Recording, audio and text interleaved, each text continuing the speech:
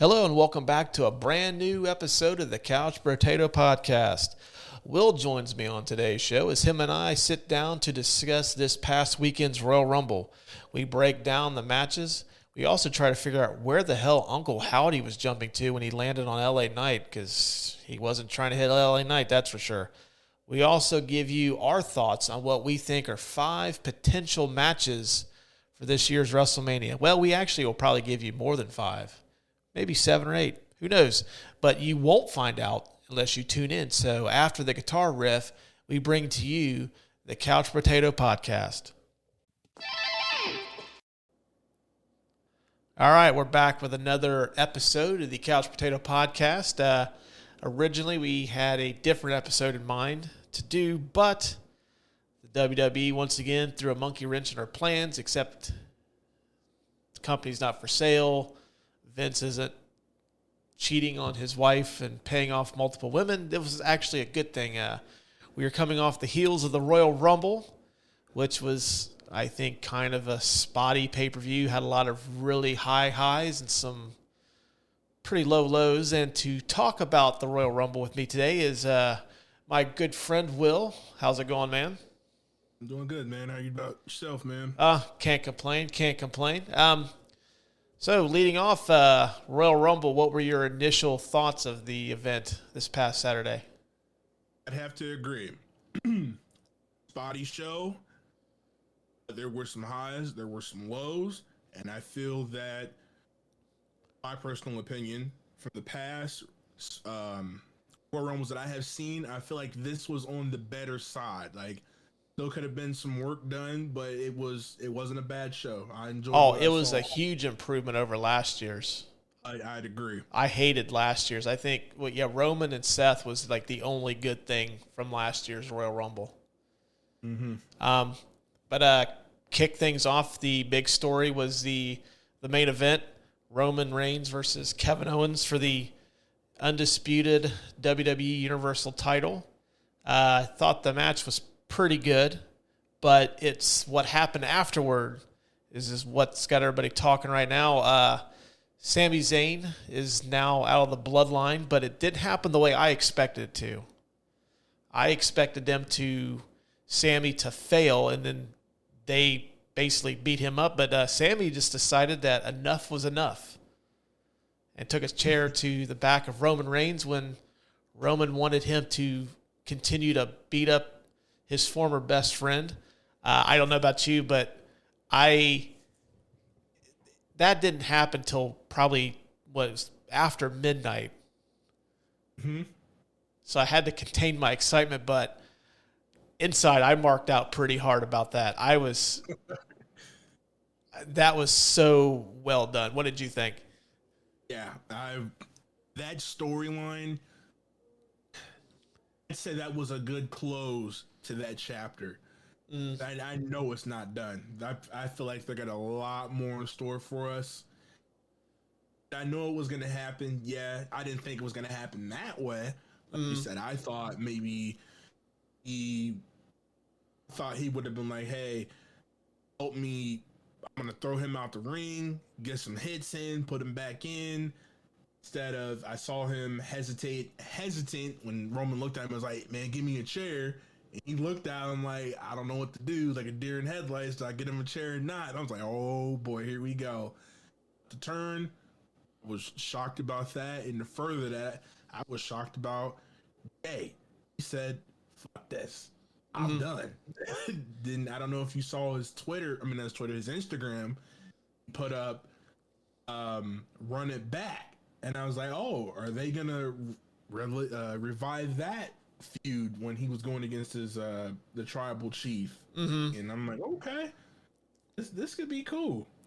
It has opened up a lot of windows for WrestleMania, which I think at the end of the show we're going to close this out with a prediction of 5 matches we think are going to happen at WrestleMania. Mm-hmm. I've got something brewing with that one. I'll run it by you. But man, the pop when Sami took that chair to him was unbelievable. Then Roman Reigns, I have not seen heat on somebody like that since you and I discussed this, the ECW days of Bubba Ray Dudley on some of his promos. Those fans hated Roman Reigns. They were chanting, "Yeah, fuck you, Roman." At the end of it, I was just. That's one of those things like you want to stand up and applaud for how well this has played out so far. He's doing his thing as a heel. I love it. I'm eating this shit up. If they give me more, I'm gonna fucking keep eating it because I love it. This is so good. Now I don't know. Some people might take this as I don't know. It depends on what side of the fence you're on. Because right now in professional wrestling, if you're a fan, it's a lot of tribalism. It's like you cannot like both companies. You either like one or you like the other. But I think for the last year and some change, Roman's been the best wrestler in professional wrestling. Just the whole package. He puts on solid matches. 100% agree. And just his character work is unbelievable. It's off the charts right now. I mean, he just is able to sell something with like a facial expression or, just the certain tone of his voice. He's just been unbelievable in this. 100% agree. Yeah. Ease. So, I did see the Jey Uso tweet afterward, and then I even seen something on online. It was on Twitter that I didn't catch what Roman said to Solo as they're walking out, but he says we're at war now. And Solo kind of looked conflicted a little bit, like he's going to do what his tribal chief says, but then like it could possibly lead to something against his brother. Because I didn't know this till I was researching before tonight that Solo is the younger brother, Jay and Jimmy. Did not know that. You didn't know that? No. What? Yeah. Okay. I thought he was related somehow, but I didn't know he was their younger brother.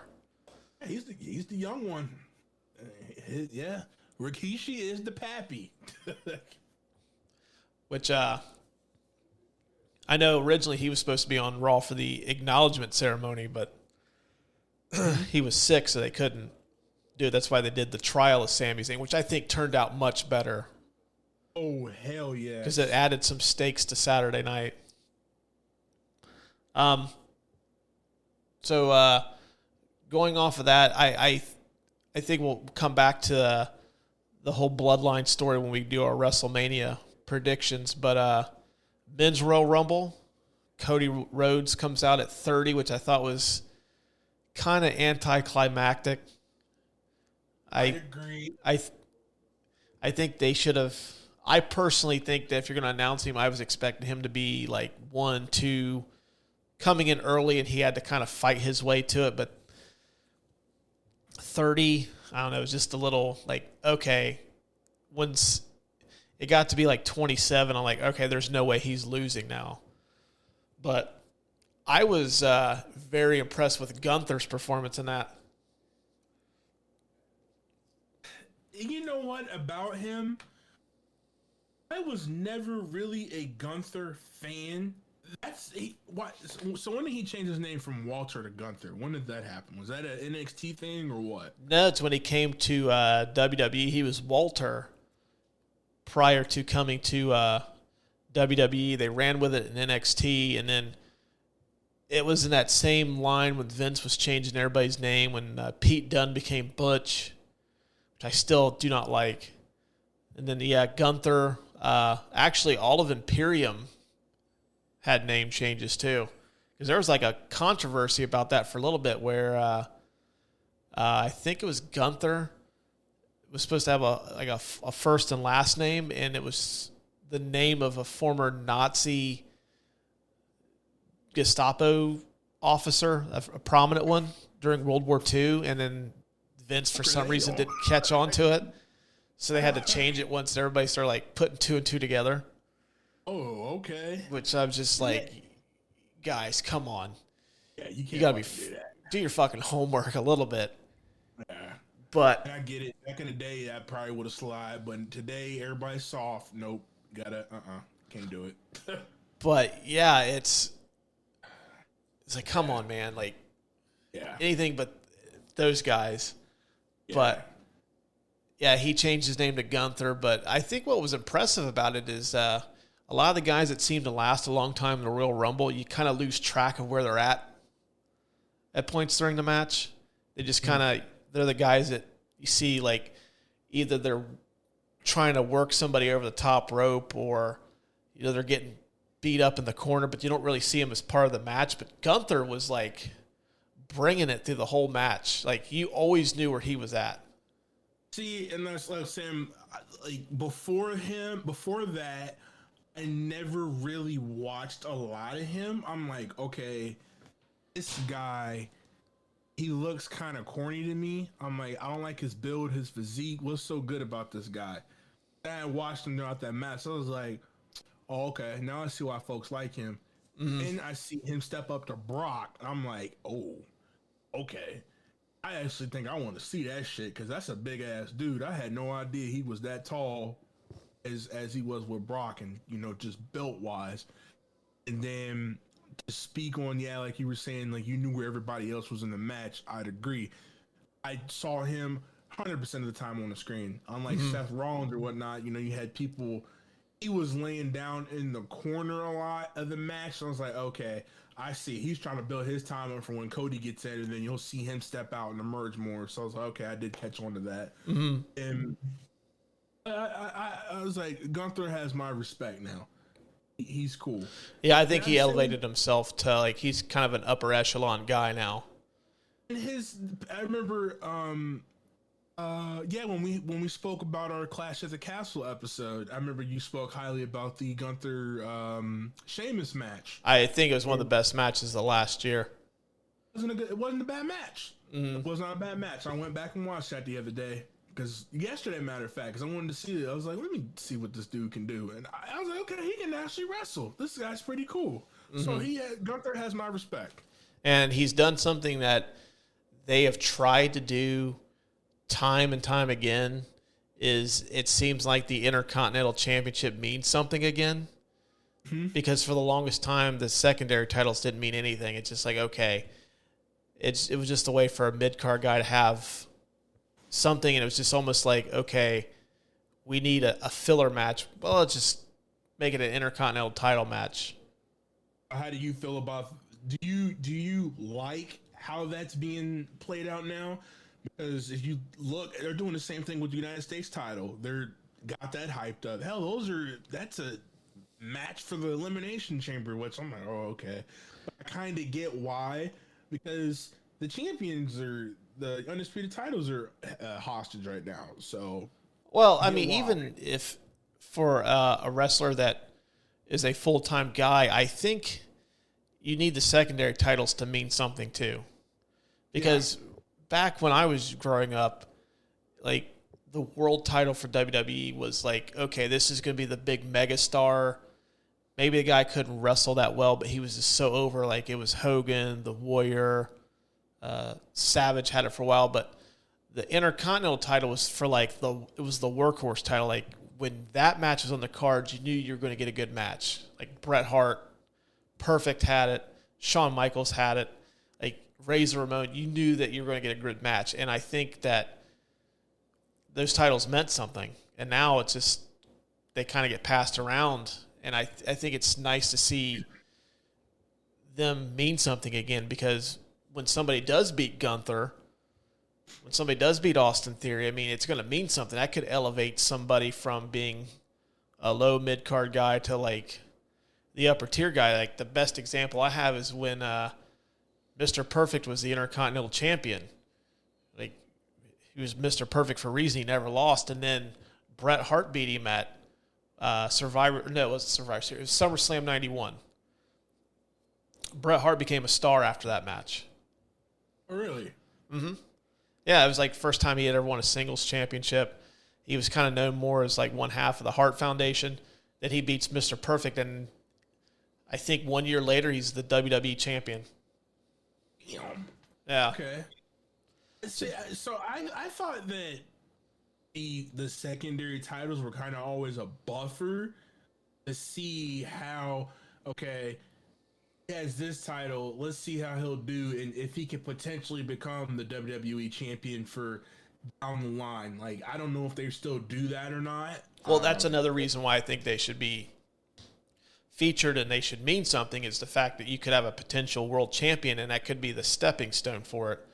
Because, geez, I can't even tell you how many different people have held the Intercontinental title over the last... Before Gunther won it, I think I only remember Ricochet and Shinsuke holding the Intercontinental title. I'm sure there's probably been countless other guys hold it, but those are the only two I remember, and that's only because, I mean, Shinsuke, we discussed last week, is kind of like an upper mid-card guy now, but I remember Gunther beat Ricochet for it. Gunther. So, I think Gunther was incredible in the match. I think he's kind of on that upper mid-card potential world title contender. I would say probably as soon as the summer, maybe into the fall. I think if anybody beats Roman for the titles, he could be a potential matchup for like a SummerSlam or something. Survivor Series. So, yeah, Gunther was incredible. We got the spot with Ricochet and Logan Paul.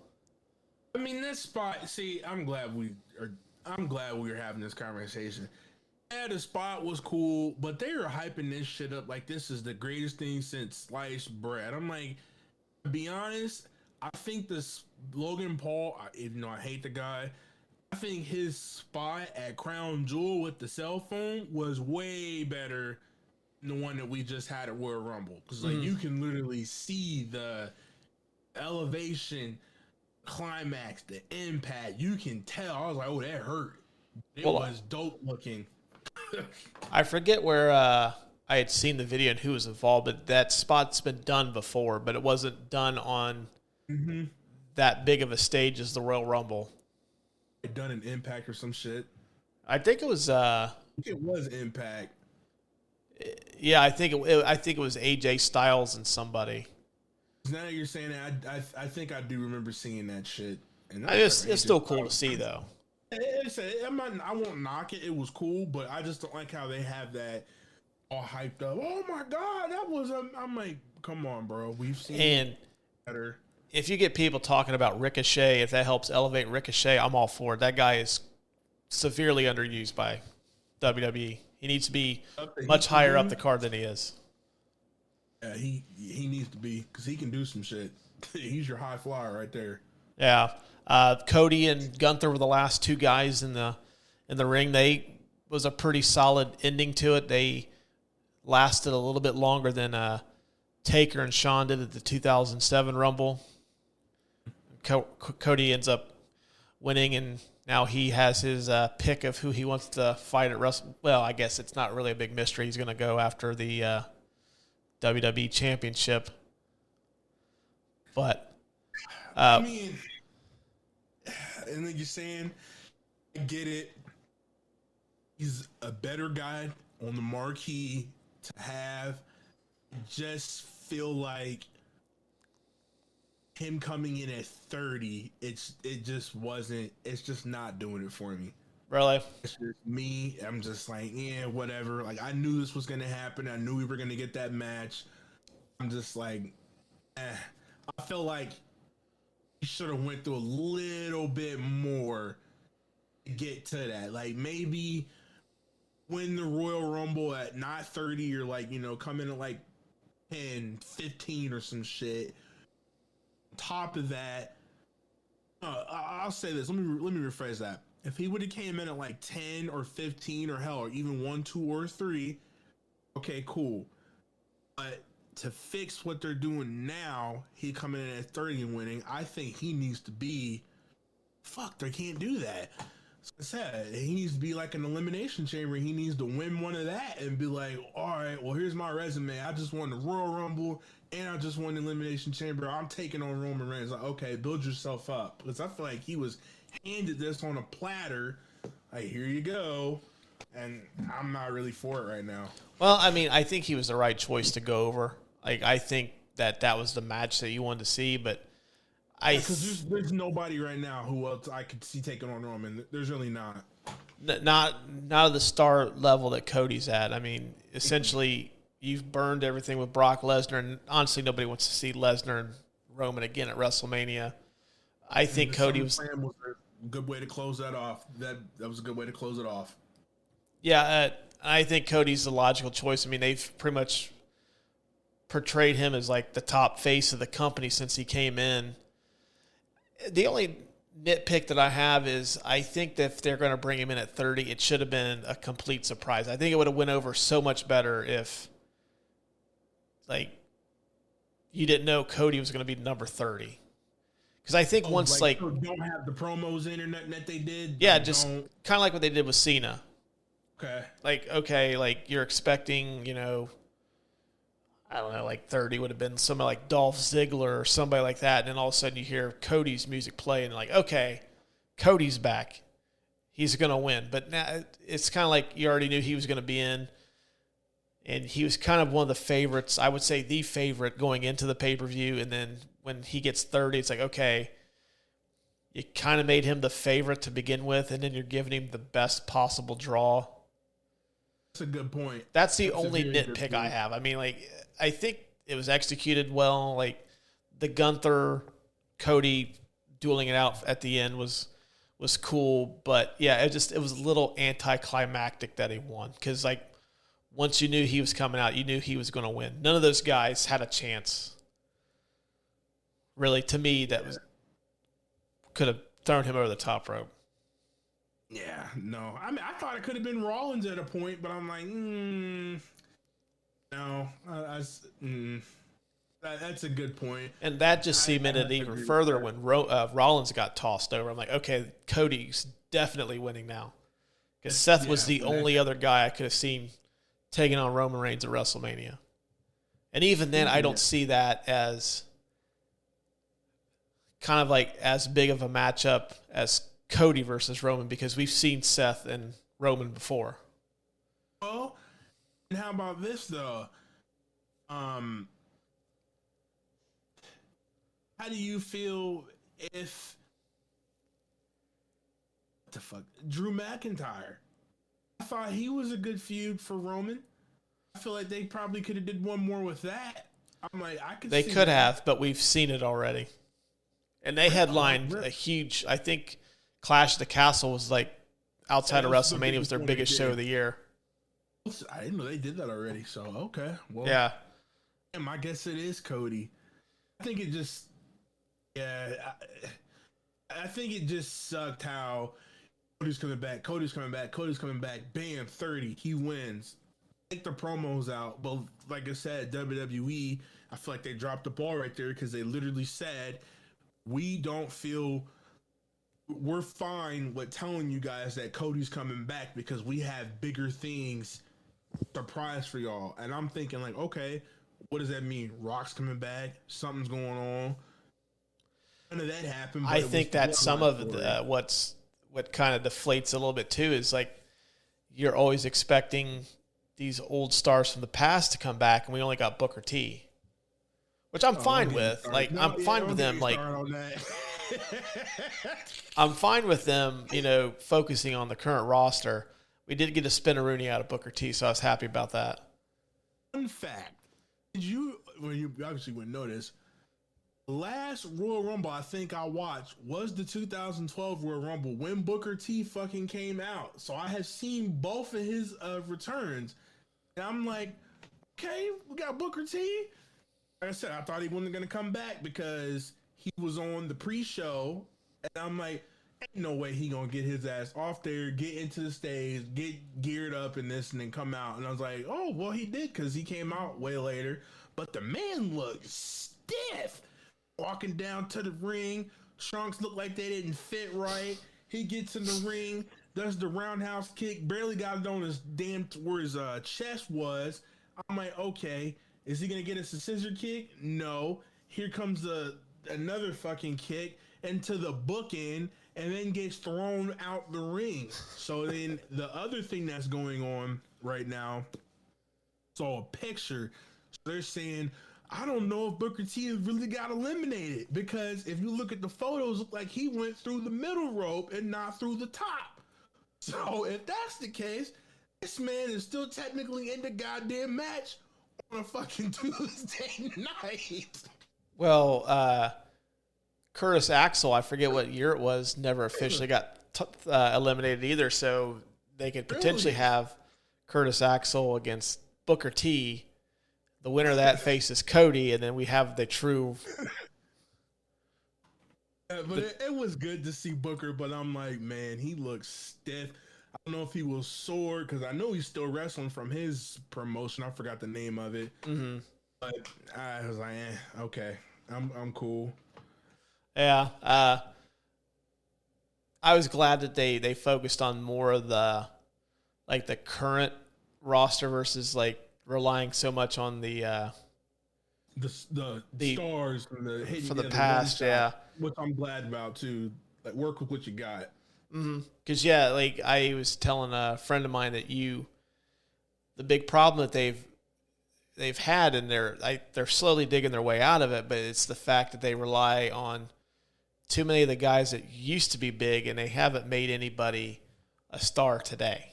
So, yeah, it all starts with not relying on those guys so much and using what you have and trying to build stars, which they did. I think they built Gunther as a star now. Oh yeah. He definitely benefited from this.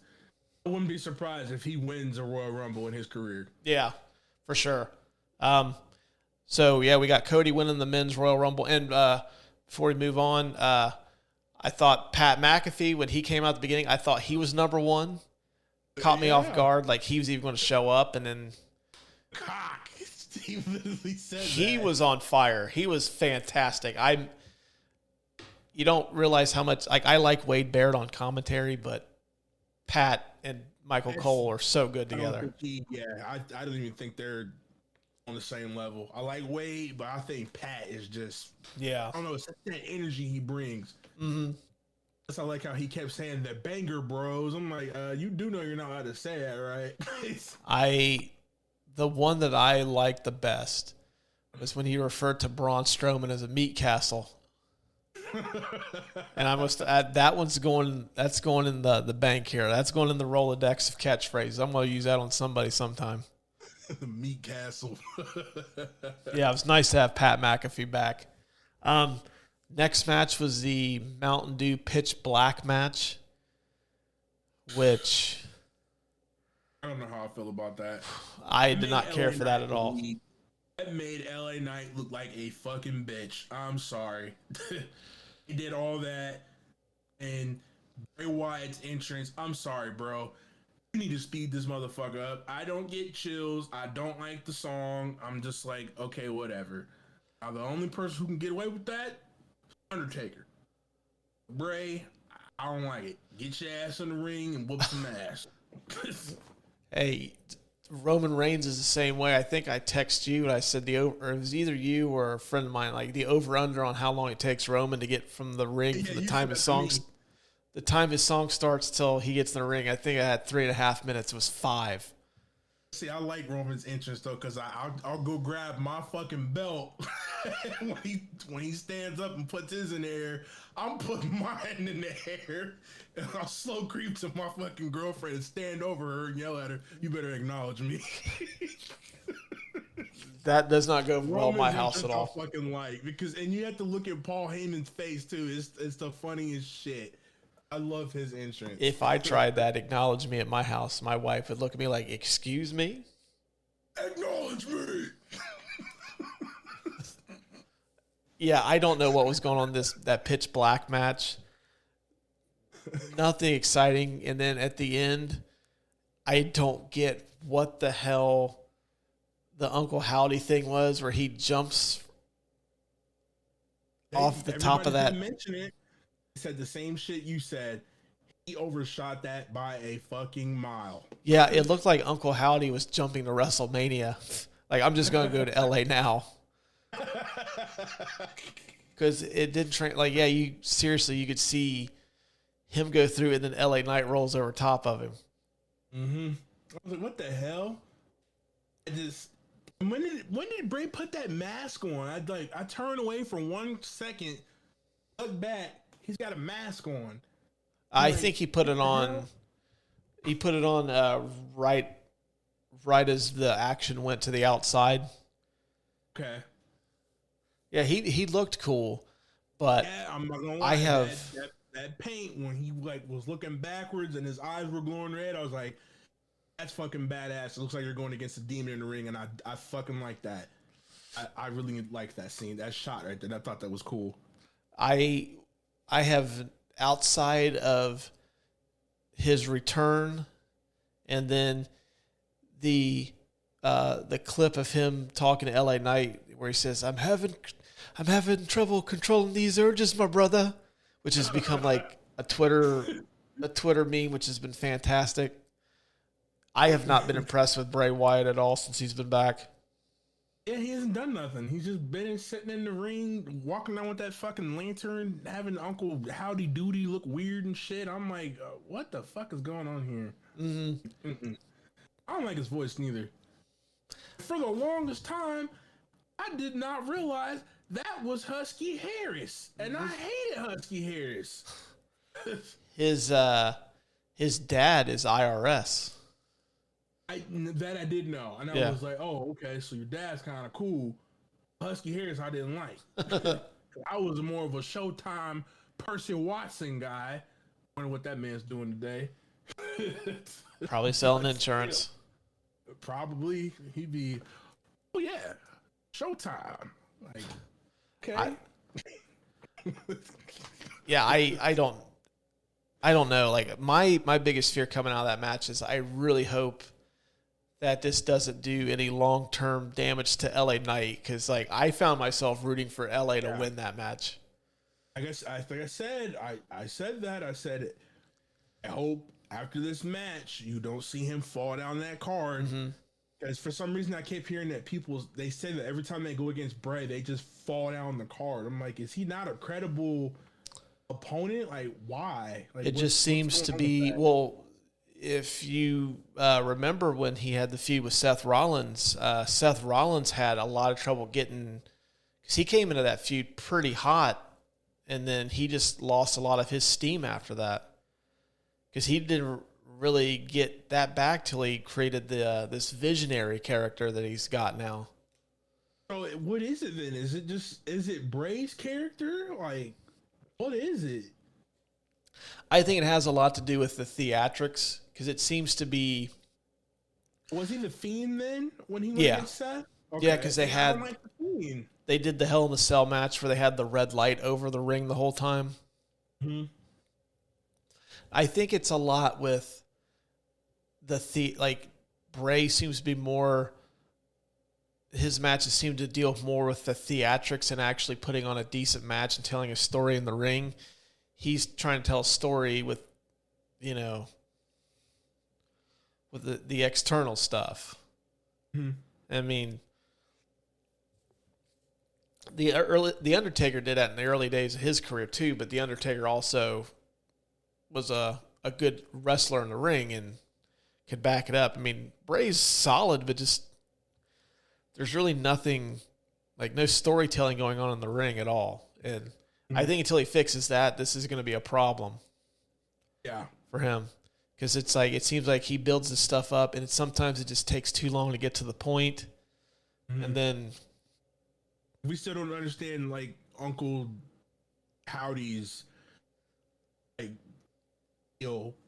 and ironically, which funny could bring us into the next match. Yeah, Alexa the one Bliss thing.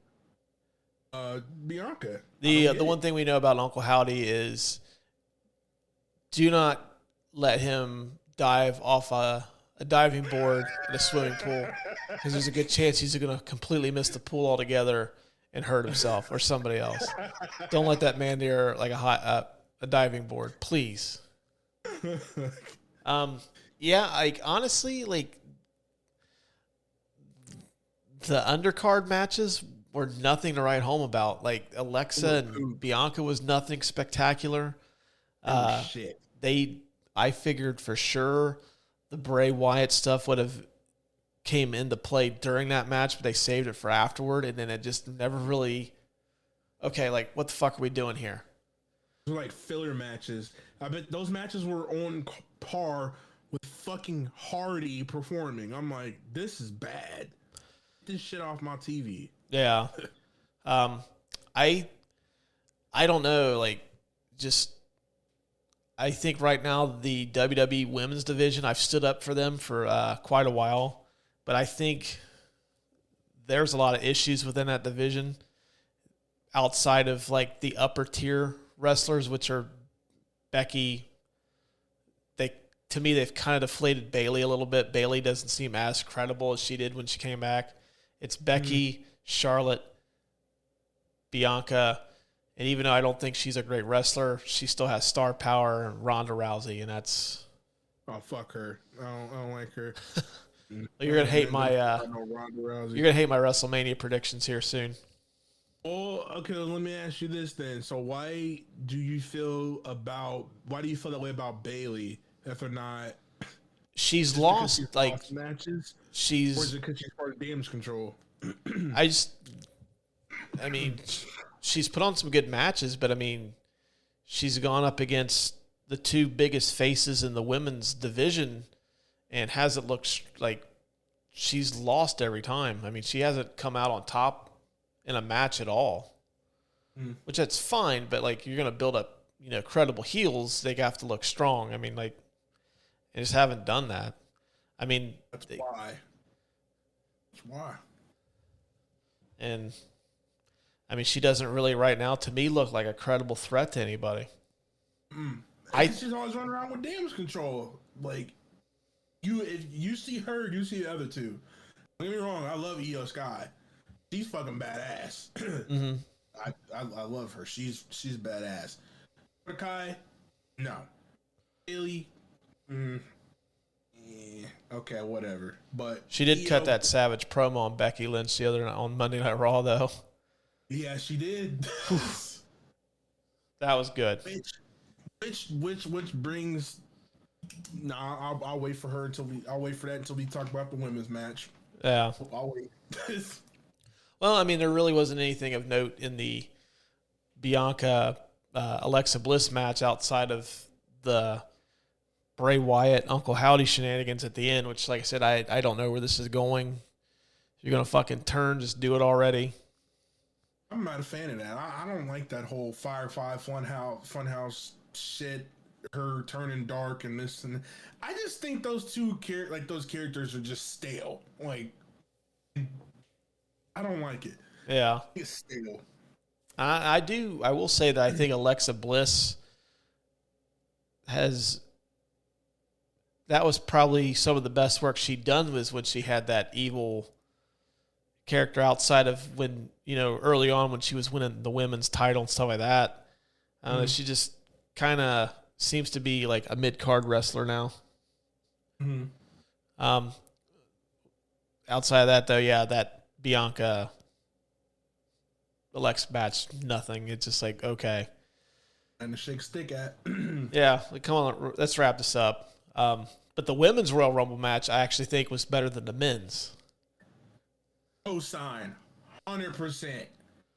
Yeah, the women's did their thing. That match was good. Yeah, Rhea and Liv Morgan went 1 and 2, lasted the entire time. We got Asuka coming back, bringing back her. That's Kana. Yeah, that's Kana. Which I am not too familiar with that character, but apparently she is like Asuka dialed up to 10. Yeah, she is. That's what I was going to say. That is the woman. I am very pissed off if they have not used right. I'm like, I need y'all to get Asuka back up to where the hell she needs to be, because I feel like she is light years better than anybody in the women's division. You can just tell from a skill wise. And like I said, the person who's right behind her is Io Sky. Because ironically, her, Io, and I think it was Io's sister, they were in a group called Triple Tails back in Japan, I've actually seen some of their matches. Was it Kairi Sane? I think so.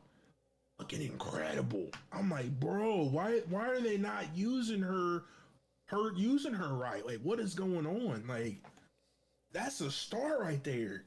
Yeah, Everybody loved her, and the pop was crazy. Yeah, if there's a wrestler in that division that needed the reboot more, it was her. Because like she has never been the same since her match with Charlotte at WrestleMania. Mm-hmm. Like it seemed like they built her up in NXT as this like badass that was. It's basically she was built up like how they tried to build up Ronda Rousey, but they were very successful with Asuka, where they failed miserably with Ronda Rousey. And once she lost to Charlotte at WrestleMania, it just seemed like she just became another wrestler. She lost the aura that made her so cool. I hate Charlotte. That's why I hope Rhea beats your ass. I hope she whoops your ass. I love Rhea. I hope she beats her fucking ass. Charlotte Flair is annoying. I love your father. Charlotte, I don't like her character. I don't like it. They give her the title all the time. I hate it. Well, as Will stated, yeah, Rhea Ripley did win the Royal Rumble. I thought that finish was fantastic, where it was Asuka, Liv, and Rhea on the apron. The mist flies out of Asuka's mouth, and she hits Liv with it. And Asuka gets eliminated, and Liv is trying to fumble her way around, can't see, trying to get Rhea out, and just fails, and then Rhea ends up winning it. I thought that finish was great. Yeah, that was dope. I was like, how are they going to end this? I Yeah. saw that. I was like, that was fucking badass, dude. Yeah, I always appreciate the Royal Rumble match that has like a unique ending. Mm-hmm. Not like with Sean and where he's like he set the standard with like barely teetering, didn't get eliminated. Then they did the one with Brett Lex Luger where they both hit the ring at the same time. Mm-hmm. Yeah, you just don't get to see like there's only so many ways you can end that Royal Rumble match, but that was something I hadn't seen before. I thought it was super cool. Yeah, hanging off, bring her legs up and pull her from her head over. I was like, bro, that was badass. That was cool, man. Mm-hmm. But I'd say overall the pay-per-view, because that was the last of the... Whoa. We can't do that yet. We can't rate the pay-per-view yet without talking about the bloodline. Well, we already talked about the bloodline at the beginning of the show. Did we? Yeah. I thought we was going to go in detail about that, about the Jay and shit. Well, we're saving that for our Wrestlemania prediction matches, because obviously that's going to have some repercussions for that. Okay. Overall, I'd say I'd give the Royal Rumble a B-. The Bloodline, the main event, obviously was fantastic. The main event match was like good but not great, but then like the aftermath was like top level shit. Mm-hmm. That was fucking amazing. The Royal Rumble matches were good. The women's was obviously better than the men's, but the undercard kind of brings it down a little bit. And I still can't shake Uncle Howdy completely missing that fucking jump. B-. I'd agree. Yeah, if he would have landed that, I'd probably give it a B. That's all I had to do, man. Just hit the fucking jump, dude. Have you seen the fan footage of that, like the cell phone recordings? Yeah, that's how I knew how bad he missed. It's comedy. Don't forget me wrong. I like the angle that they had on the TV because that made it even more funnier. You just see this cloak. I wish we had video of that. I'd be like, bro, play that clip right now. He jumped with his fucking hat on. Oh, come on, dude. All right. Enough ripping on Uncle Howdy. Get your shit together, dude. Yet? Please tell me there's a gift for that. I'm sure if there's not, somebody needs to make one. All right. Well, leads us to WrestleMania prediction matches. Obviously, the Royal Rumble is starts off the road to WrestleMania. You have the Elimination Chamber coming up, but really the Royal Rumble sets the tone for the next 2 months and some change. So you and I, we're not going to do what we normally do, where we try to put together the ultimate list. I just kind of wanted to get your thoughts and my thoughts on like 5 matches you think are going to happen at WrestleMania. I'll let you start. 5 matches you think, because we already got 2. We got Cody against Roman, and then we've got Charlotte versus Rhea. So those are off the table. We already know those are happening for sure. But what's 5 matches you think are going to happen at WrestleMania? So you said we had Cody and Roman, and then we had Rhea and Charlotte. Ah, shit, who the fuck else could I see going at it? Oh, how the hell did we forget to talk about that? Entry number 16 in the men's Royal Rumble will be Mysterio. 17 comes out as Dominic, and he has his mask. I heard Ray got injured. Yeah, he got injured in the Karrion Kross match on SmackDown. So I'd still say that match is gonna happen. So Dom and Ray at WrestleMania is gonna fucking happen. Do you think it's gonna be the 2 of them against each other, or do you think it's gonna be like some kind of tag team match? I think it's gonna be 2 of them. Really? The way this is going, I can see it could be 2 of them, because just depending on. And that's the weird part about it, is because, at Edge, it all kind of factors around Edge. Can he take out the other 2 guys, or the other 2 people in fucking Judgment Day, or what are they going to do with that to free up Dominic so he can have that one-on-one match against his dad? Well, like I said, that's a timeout. That's a ways out. But I still think that match is going to happen somehow. I believe we should get... I don't know who Sami Zayn could go against at WrestleMania, but I feel like he's going to have a match against somebody. I don't know who. Obviously, Gunther's going to have a match. Hope they don't do no stupid-ass Money in the Bank match or some crazy... You know how they used to do that? Well, I think they're saving that. The Money in the Bank pay-per-view is coming back. They're actually doing that overseas this year. London. Yeah, it's in London. Yeah. So they won't put that in there. I don't know, because you know how they usually have that first match, and it was usually the Money in the Bank, or it was usually like a battle royale or something. And I'm like, I don't know who would be the first match, or just in general. As Matt Riddle returns, no, I don't see him getting a match there. All right, I'll tell you what I'll do. I'll give you my 5. Let me hear your 5. Okay. I don't know right now. And I'm going to piggyback off of you when you're talking about Edge. This isn't on my list, but when you're talking about that, I can see Edge against Finn in Hell in the Cell to end the Judgment Day Edge feud. At WrestleMania? Mm-hmm. Because I don't think they're going to do anything with them at an Elimination Chamber. Well, because that feud needs a blow off, like a big match to blow off that feud. And I think since they're not doing the Hell in the Cell pay-per-view, what better stage to have it than WrestleMania? They got Beth Phoenix coming back, so that's why they might have that match next at this pay-per-view. Him, Edge, and Beth versus whoever the hell in Judgment Day. Because I feel like they're going to do that. Yeah, they could. I still think, though, you want Edge at WrestleMania, and I think Edge is only on like a limited appearances deal. You think this might be his last match?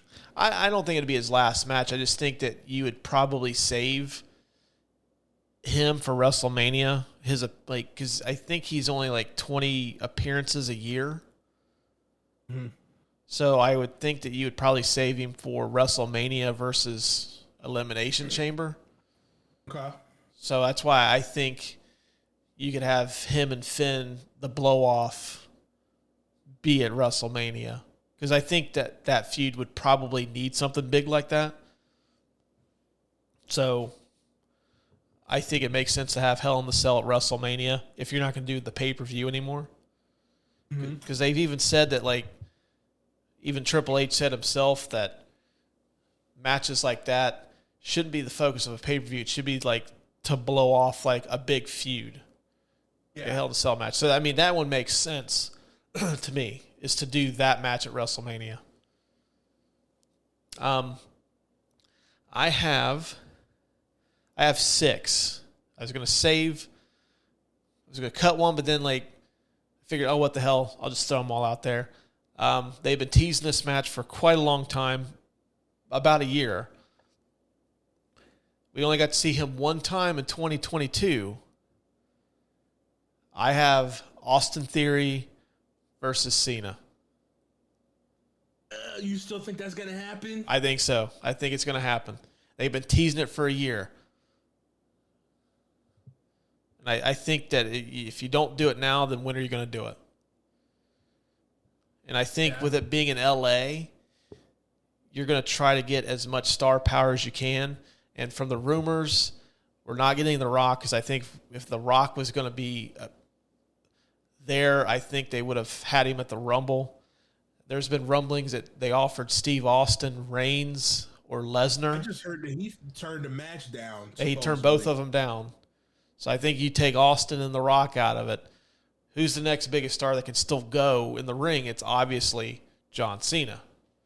But I was reading about Cena, and I think it was him and Austin. I think they were saying, yeah, that's what it was. They want to have Cena go against Austin Theory at it, because I remember how Logan Paul wanted Cena, and they said no, but they didn't want to do that because Logan Paul, he's kind of still green in the ring, and they didn't want to have Cena have to, carry the match.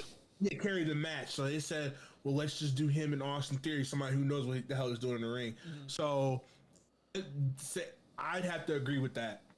When you bring that up, I can see that match happening now. They set it up at the Royal Rumble. I think we're getting Lashley and Lesnar 3. I think that one's pretty much going to happen now. Is it going to be for okay? But then, how do you throw the United States title in that though? So no, I think you talking about Cena and Theory. But in general, so you think Bobby's going to get the belt back? No, I don't think there's going to be a title involved with Lesnar and you think Lashley. I think it's just going to be like one of those big marquee grudge match type deals. Okay, so you just think Theory will continue to win, hold on to the belt, and I think he'll beat Cena, since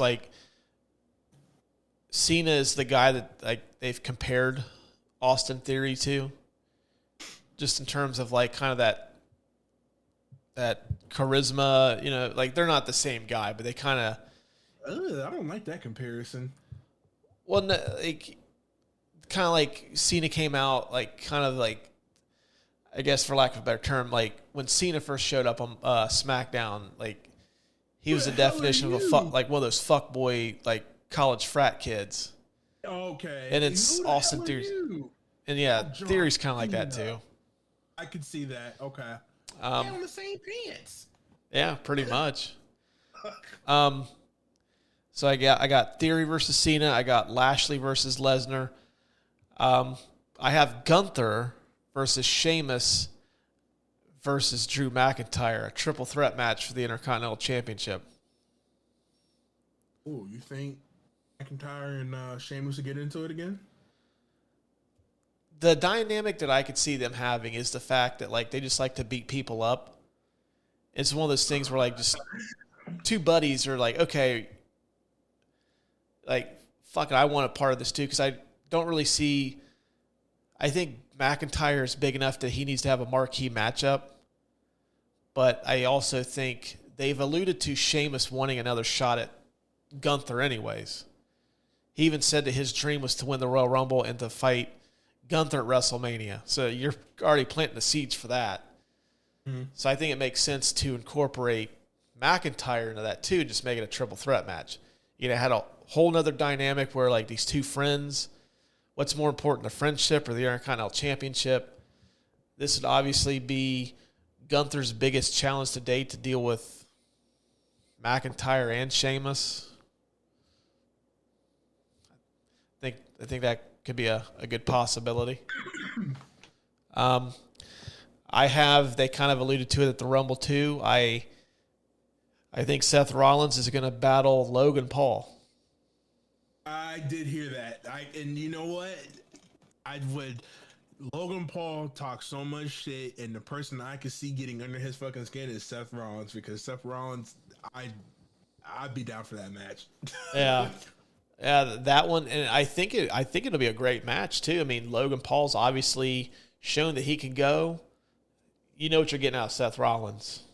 Yeah. I think that could be one of those matches that I could see opening up one of the nights at WrestleMania, because they usually, like, WrestleMania has this thing. This is with any wrestling card, whether it's, you know, your local VFW shows or whether it's like, you know, Rampage, Dynamite, Raw, SmackDown, whatever. You always try to start the show off with a bang. Mm-hmm. I could see that being like the opening match for night 1 or night 2. You think so? I think so, yeah. Wow. Yeah, like, just because I think you know what you're going to get, so. Mm-hmm. Number 2, I was a little disappointed to see Rhea challenge Charlotte. I understand why they did it, because they're already setting up the story where, you know, Rhea fought Charlotte at WrestleMania a few years ago and Charlotte won. They're already setting up, like, you know, you got the best of me this time, but I'm a completely different wrestler now. I think the story's already there, but I kind of wanted to see Rhea against Bianca, because I think that the two of them, I think that gives me, for your female division, it gives me Rock Austin vibes. Yeah. Your two biggest, like, I honestly, I think that as big as Becky is, as big as Charlotte is, I think that I would build my division around Bianca and Rhea. They had a match in NXT, and it was a ladder match. Yeah. That match was fucking nuts. And I do remember seeing a segment in the back when Rhea was walking by Bianca. She looked at her. She was like, I ain't forgot about you. So I was like, ooh, they're going to set that up for Mania, but her saying, hey, I want to take Charlotte on. I'm like, okay. Personally, I'm fine with, like I said, get the belt off that motherfucker, but I'm cool. But I have a theory about why they did that. What is it? I think for Bianca, she needs a marquee matchup, because she's been the face of the women's division for the last year. And Ronda Rousey was not featured in the Royal Rumble at all. Ah, hell. And as I'm not the biggest fan of hers, but she's a huge name. And I think we're going to get Bianca versus Ronda Rousey at WrestleMania. How do you even set that up? I think they have 4 spots in the Elimination Chamber filled. The Women's Elimination Chamber is going to get a crack at the Bianca at WrestleMania. So there's 2 spots left. I think the easy thing is you see Becky and Bayley, but they just got done with Bayley and Bianca feuding. We got Becky and Bianca at WrestleMania last year. I think it's too early to build, like, I don't think you got enough time to build Asuka up as a credible threat. Because, I mean, as cool as that entrance was, you still need to establish her as, like, a legitimate threat. She better run the table in that fucking chamber and then at least be the one to get pinned to lose. So I think the biggest name that Bianca has never faced is Ronda Rousey. Oh, that fills up 1 slot. Then who do you think will be that last slot? Oh, shit. Fucking Piper Niven. Throw her ass in there. Shit. Hey, she was a standout in that women's. She didn't look bad neither. Yeah. Yeah, she was in there dropping some balls on some shit. So I was like, okay. Yeah, because I don't know what happens with Becky. I think Becky will be involved in WrestleMania somehow. The only, like, her and Bayley, you think they can stretch that out? No, I don't think so. I think because I know they took Becky and Ronda off the table for WrestleMania, because I know that was a rumored match at one point, was Becky versus Ronda Rousey. I don't think that's happening now. At least that's what I've been reading.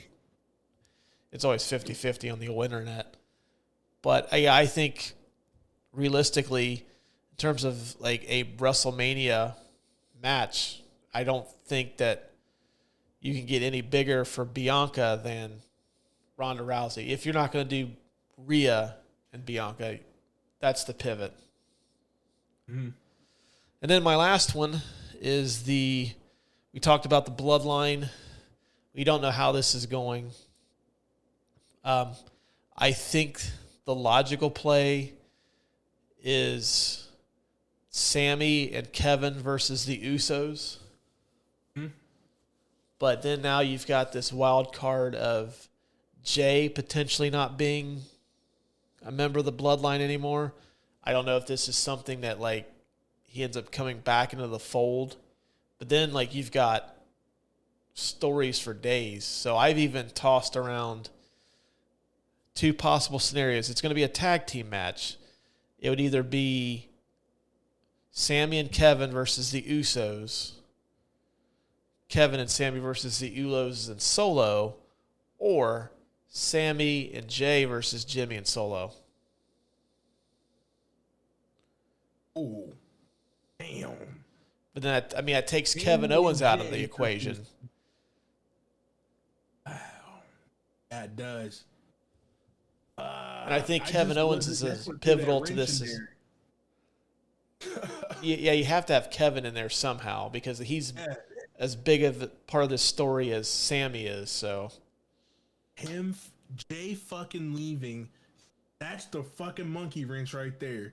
Because what I was hearing all up before this was, okay, Royal Rumble, Roman versus Kevin Owens, Elimination Chamber, Roman and Sammy. And then after that, they were going to build them up. Usos versus Kevin and Sammy, and that's how the Usos were going to lose the titles. But now you get this motherfucker, I'm not doing this no more. What the hell happened here? So now I'm like, they're going to vacate the title and let Solo take Jay's spot? Because I was reading that they said they could potentially do that. Then again, I'm just like, I don't know. I think we'll get more of an idea on SmackDown this Friday, but what I could foresee happening is at Elimination Chamber, we get something where it's Jimmy and Solo versus Sammy and Jay, and then Jay just has like, what am I doing? I'm fighting my brothers here. And then ends up turning on Sammy. So now you're putting the stack against Sammy even more, and then that's when they set up Sammy and then The Rock comes out. Yeah, we won't keep. They said he might actually be there though, just to talk. Not gonna have a match, but they said he might, because they were saying that something about he didn't close the door on next year, and I'm like, I don't want to fucking wait a whole another year, but they said he might appear. Honestly, I think at this point, The Rock, I think, would be better served just not to make his last match the match he had with Cena at WrestleMania. What was that? 20. That was the one in New York. Yeah, that was a New York one. Yeah, because they did the one in Miami where The Rock beat Cena, right? That was my very, very first pay-per-view I ever bought. I will never forget that. And then, the next year was in New York. Right afterwards. Okay. He had a goatee during that. Mm-hmm.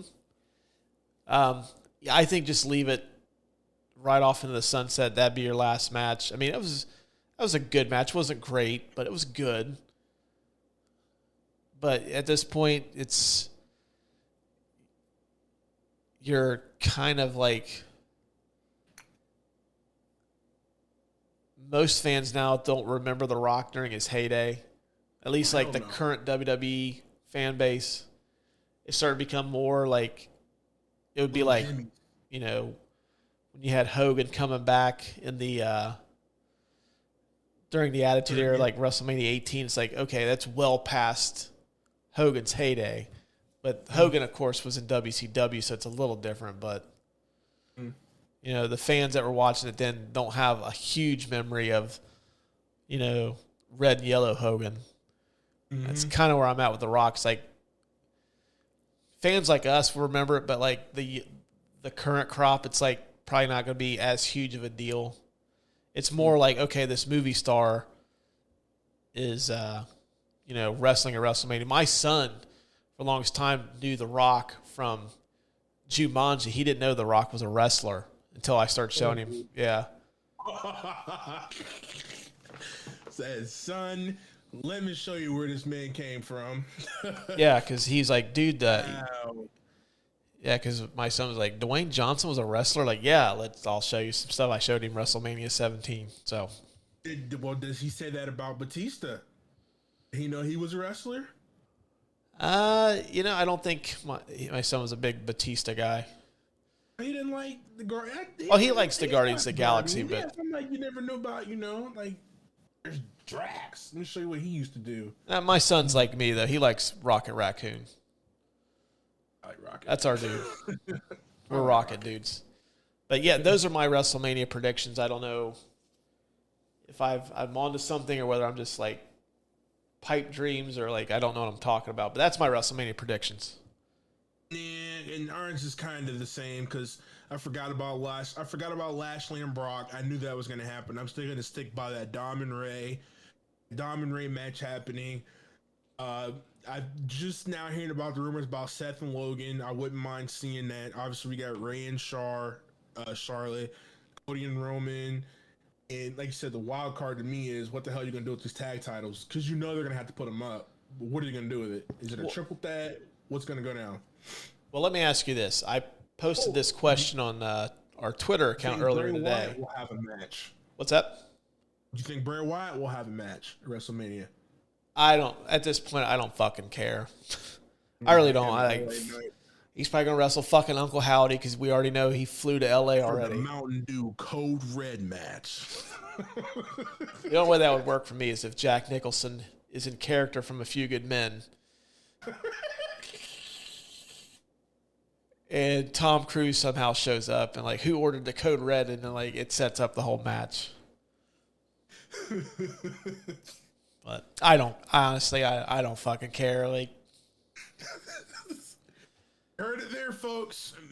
We do not care about Bray Wyatt. We don't. I love the character, but like, this shit's not going anywhere.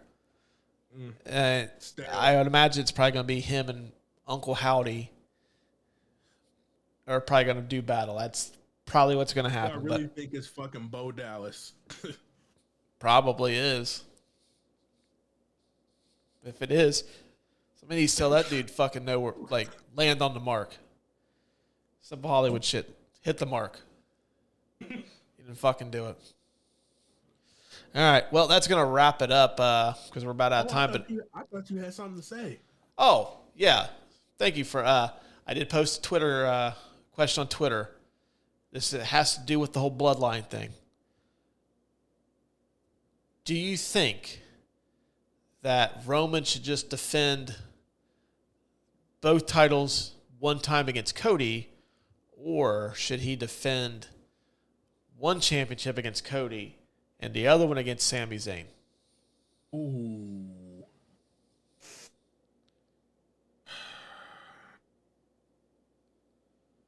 I don't know if you can. Because my thought of it is, I don't think Sammy versus Roman is a WrestleMania main event match. I've been adamant about that since this whole thing started. But it's a pay-per-view match, but that's not a WrestleMania match, no. But a lot of things changed on Saturday night. Because when the WWE is notorious for piping in crowd noise to make things like pop sound louder than they are. I have the only pop that I've heard louder than that in the last 3 years is when Cena came back at the end of Money in the Bank to challenge Roman at WrestleMania or at SummerSlam, and when Edge came back to the Royal Rumble. the only things that are on the same level of when Sammy hit Roman with the chair. And those Edge and Cena are nostalgia acts, for lack of a better term. They're nostalgia acts. They're established guys that were super popular at their time, but they're kind of, part-time guys now. Sammy's in the pocket, full-time, on the road 300 days a year. And I have never heard the crowd pop for anybody like that in quite a long time. So now it kind of changes things a little bit. And it has that same feeling of Daniel Bryan, the Yes movement going towards WrestleMania, where he got into the main event match. Mm-hmm. Or do you turn it into a triple threat match? Which they've done before. Stay away from triple threat. No, I don't want a title match for a triple threat. No, stay away from that. Unless it's like the IC title or whatever. Main big belt like that, no. Stay away from that. So, what do you think? Should Sammy get a crack at WrestleMania? Because I think Roman is going to lose the titles to Cody. To be honest with you, I don't think Roman's going to lose the belts to Cody at WrestleMania. I think he's going to go undefeated, and then they'll find a way to ride him off. That's what I think is going to happen. That way, WWE can already say, hey, he just broke a record. This is the first guy who's been a champion for this long and has never fucking lost this match, and then he just vacated the titles. That's what I think is going to happen. Well, counterpoint to that, though, you've built Cody up to be this gigantic babyface, and if Roman is beaten Cena, he's beaten Edge, he's beaten McIntyre, he's beaten Kevin Owens twice, he's beaten his cousin, he's beaten Braun, like basically everybody in the WWE. Doesn't that kind of devalue your baby faces if they can't beat Roman? Yeah, but are they building him up to be that good of a damn heel? That's what I'm saying. Like that's a tough call, and I really think, I'm not gonna lie to you, I think I would be upset if Roman lost the damn belt. Remember before this, I said I was not a Roman Reigns fan, but now over the past 8-9 months after watching him, nah, man, I'm a Roman fan. Like I think he's a good ass fucking heel. Like I actually sitting here and paying attention to him. I'm like, yeah, this guy's good. he's I don't want to lose. He's really good. But I think that you have to get the belts off him at some point. I think if you don't do it here, when do you do it? And who does it? And I think if you have him vacate the titles, I think that just really it puts the rest of your talent down. It's okay. It's like, okay, granted, I know he's supposed to be so much better than everybody else, but like, it kind of cheapens everybody else. You know what I mean? So do you, like they were saying before, do you have Cody go against him one night, WWE Championship, night 2 for the other, this is Undisputed Championship, have him drop that title, but who is he going against? If they did it that way. Who, Roman or Cody? Roman. I was hearing that they were like, they're going to have Roman wrestle one night for this belt, lose it that night, and then the other belt that he has, lose it that night, where they can get the belt split back up and have each belt, one on SmackDown and then one back on Raw. So that's what last thing I heard. I personally think they should just keep it as Cody. Okay. And the only reason I say that is if you have the two belts split up and you have Sammy go against him one night. And I think if you do Sammy versus Roman, it's borderline of riot if Sammy does not come out on top of that. I think you put Roman in a no-win situation there. And I think with Cody, you've built him up to be this babyface, and I think you totally kill his his value if you have him lose. Yeah. But then if you have Roman lose to both of them, it also devalues Roman Reigns. Yeah. Because he's been this unstoppable force, and he's going to lose twice at the biggest night of the year. So I think Cody's the only logical play. As much as I like to see Sammy take him on, I don't think it should be at WrestleMania. And I don't think it should be for the titles. And this is why we are fans, and I don't have to make this fucking call, because that is a tough storyline to write out, man. Yep. Well, they've done a good job so far, so yeah, just keep it going. Creative, y'all are doing y'all's thing right now. All right, well, we've ran a little over, but you got any last words before we wrap this up? ECW. Oh, yeah, you're on an ECW kick right now. Hit us up on the Twitter. Recommend some ECW stuff for Will to watch. I recommended Heatwave 98. He loved it. I'm going to tell you to check out the first pay-per-view, Barely Legal. That's a really good one, too. It's got Raven, the Sandman, and Stevie Richards in a triple threat match. No, it's not Raven. It's Terry Funk, the Sandman, and Stevie Richards. In a triple threat match, winner gets to take on Raven for the title. It's got Van Dam. It's got Sabu versus Taz. Sabu! Oh, I've seen a picture, like a clip of that. Is that when Taz like suplex Sabu like off the fucking ramp onto like a barricade over to the side? I think so, yeah. Yeah, Diamond Dallas Page just put that clip up because he was talking about no.